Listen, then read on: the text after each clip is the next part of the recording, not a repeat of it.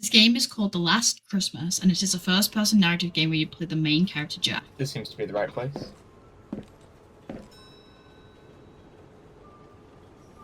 It looks like a map with writing, but it's too dark to see what it says. Maybe there's a light around here. You explore the new town called Sherford, the game taking place in 2015, 3 years post-apocalypse. You learn information about what happened throughout most of the world through picking up notes, reading signs, and reading Jack's personal journal. It looks like a note. I'll add it to my journal. Journal is to enable you to figure out more about the world as a whole. As you collect more information, it adds to your journal, and this is your safe space. Journal allows you to learn about the lore in more depth, to find out more about who you play, what Jack's goals are, and current quests or missions you have to complete. Within the journal, there are 4 sections: Maisie, Notes, Quests, and Memories.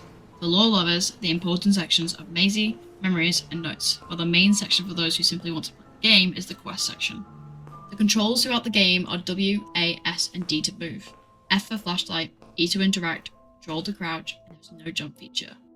To allow the player to grasp the controls, a UI pops up on the screen telling the player what to do during a vertical slice. It says it's For the first time doing things, the player will Maybe no I'll find longer something receive these useful. UI hints.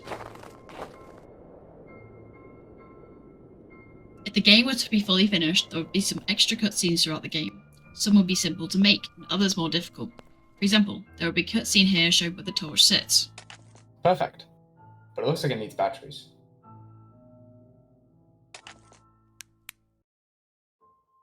I should be able to see what was written on the map now. Storyline of the game is as follows.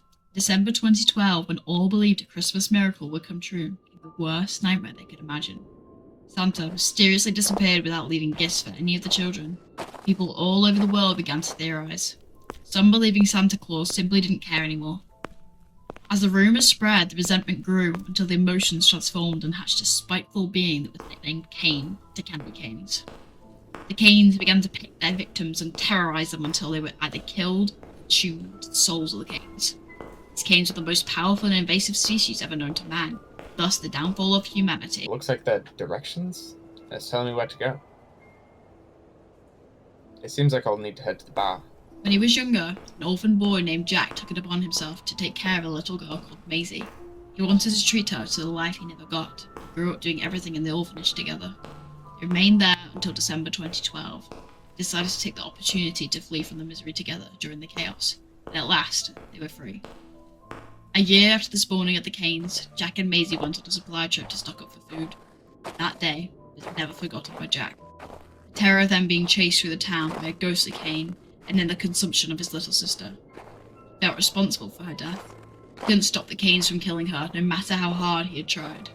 He began to spiral, and vowed he would take revenge on the Canes. Never believing he would get close to anyone ever again, he set off on his own journey to find more about the Canes, and save humanity. Potentially, his little sister.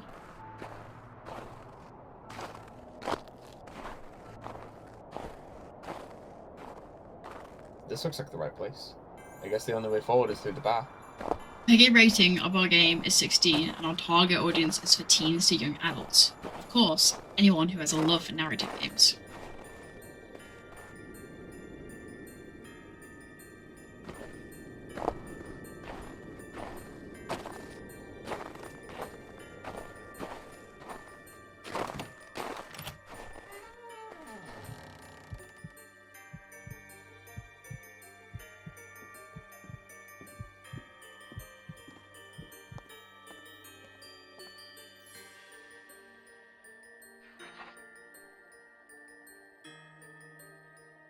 There we go.